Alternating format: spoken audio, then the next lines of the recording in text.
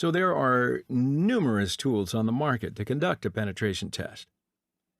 However, achieving success in a test largely depends on the right set of tools and the techniques that are used.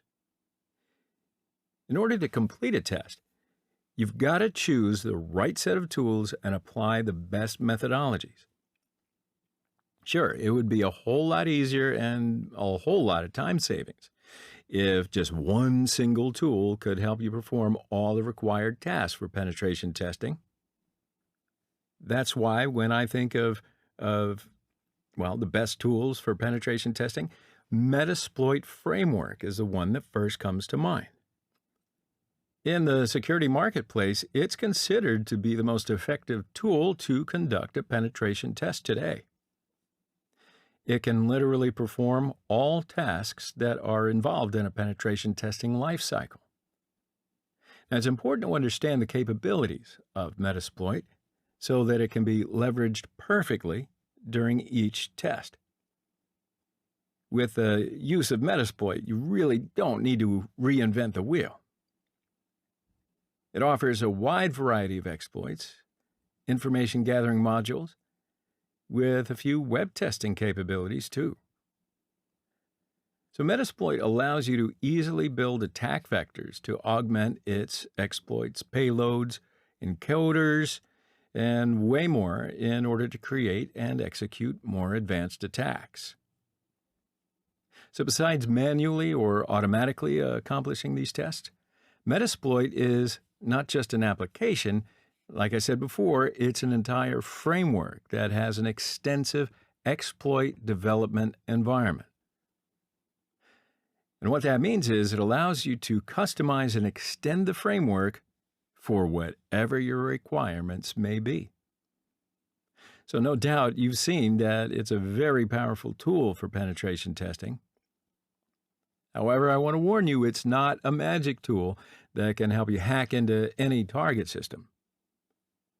One of the goals of this course is to get you comfortable with the framework, show you some advanced attacks, and ensure that you can apply these techniques responsibly. Right? So in the next few hours, you will be talking about the Metasploit framework. Now, before we jump into the hacking, you should know why I prefer Metasploit among all the other tools out there. Thankfully, first up, it's an open source project. So, yeah, this is pretty much my main reason why I go with Metasploit. It's also actively developed. Metasploit allows you to reach the source code and customize the modules. And yeah, it has a chargeable version, but I will give you details about all the different versions in the next section. I also think it's easy to use Metasploit. It has reasonable naming conventions and commands. And it's great for testing large networks because you don't get confused and you don't have to dread a whole lot of extra busy work. Because Metasploit offers to test the entire range automatically. It uses parameters such as subnet and classless interdomain routing, CIDR values. So therefore, Metasploit saves a large amount of time and energy. Now, Metasploit has a variety of payloads, and you can easily switch between them. For automated exploits, you can create and set payloads quickly. Moreover, generating shell code to use in manual exploits also becomes easy by using the MSF Venom from the command line.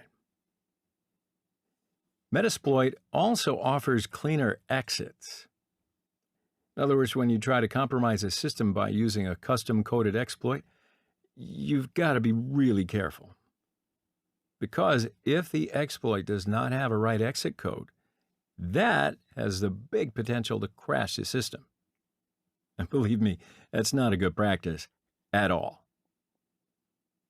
So if you don't want to face such situations and the wrath that it brings upon you, Metasploit is also responsible for making a much cleaner exit from the system that you want to get into. and luckily the graphical user interface. Yeah, the commercial and the community version of Metasploit has GUI, and you can perform most anything from there. So this brings up the question, what do you have for Metasploit Framework? The answer is Armitage, which is a third-party interface. Hopefully you're going to be learning these environments more in the later sections. So stick with me.